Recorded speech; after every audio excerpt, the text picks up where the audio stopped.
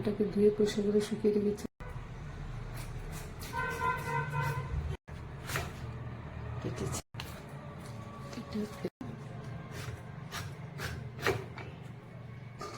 পাতলা পাতলা করে আমটাকে কেটে নেব হাতে শুদ্ধ।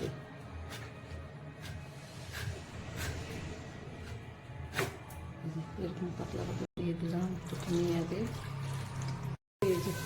এইটুকু চিনি দিচ্ছি, লবণ দিয়ে দিচ্ছি। আমগুলো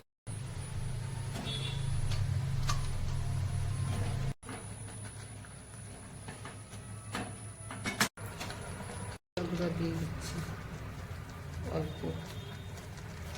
এবার এটা আমি দিয়ে দিচ্ছি, সব হয়ে গেছে।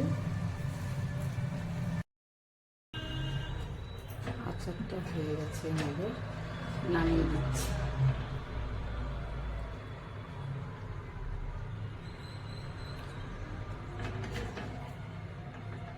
দেখুন আলাদা আলাদা, বুঝেছেন? ধরে ধরে খাবেন না।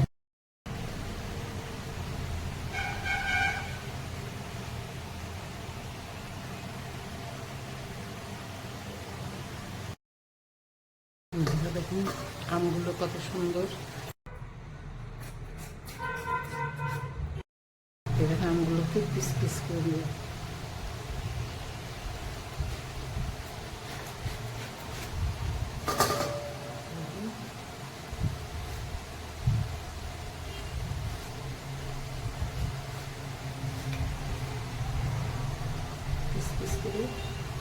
পিস পিস করে কেটে নেব। এটা দিয়ে আমের মোরব্বা হবে।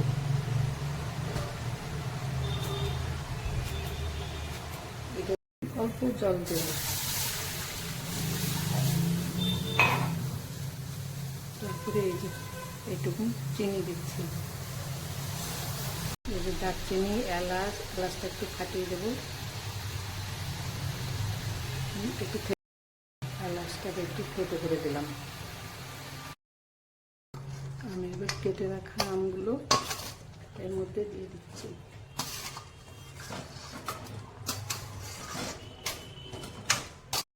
কেশর দিলে পরে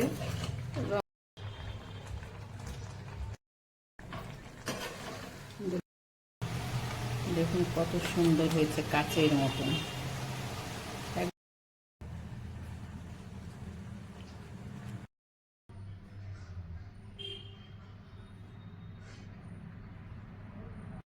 আমি এখন আমগুলোকে ছিলে কেটে নেব।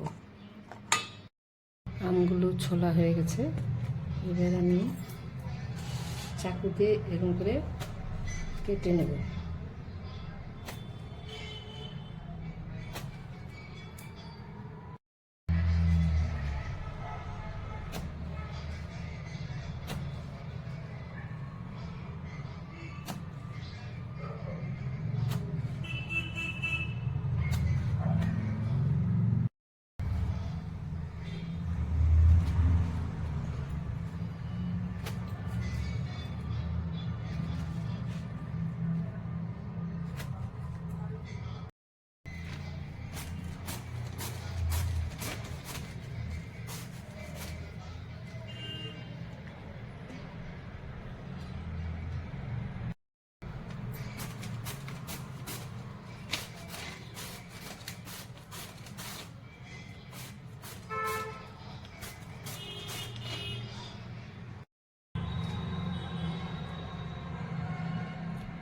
কত সুন্দর হয়েছে দেখুন। আমি একটু সাদা তেল দিয়ে দিলাম কড়াইতে। তেল গরম হয়ে গেছে, আমি এবার কালো সর্ষে দিয়ে দিলাম।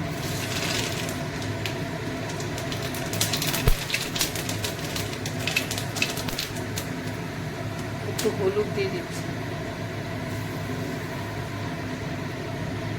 তেলের মধ্যে এমনি আঁচটাকে কমিয়ে দিলাম। এবার শুকনো লঙ্কা ভেজে গুঁড়ো করে রেখেছি, এটা দিয়ে দিলাম। পরে যে আমগুলো কেটে রেখেছি, আমগুলো দিয়ে দিচ্ছি।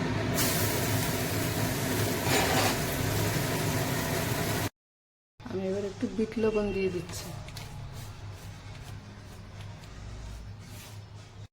লঙ্কার গুঁড়ো দিয়ে দিচ্ছি,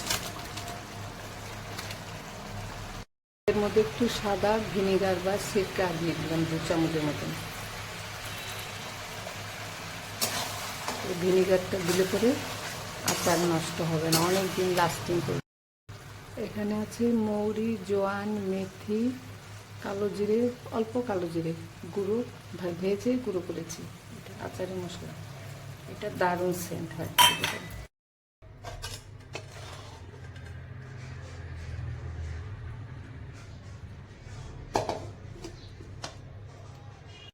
দেখুন আচারটা কত সুন্দর হয়েছে। ভালো লাগলে লাইক, কমেন্ট, সাবস্ক্রাইব করতে ভুলবেন না। আপনারা অবশ্যই বাড়িতে ট্রাই করবেন।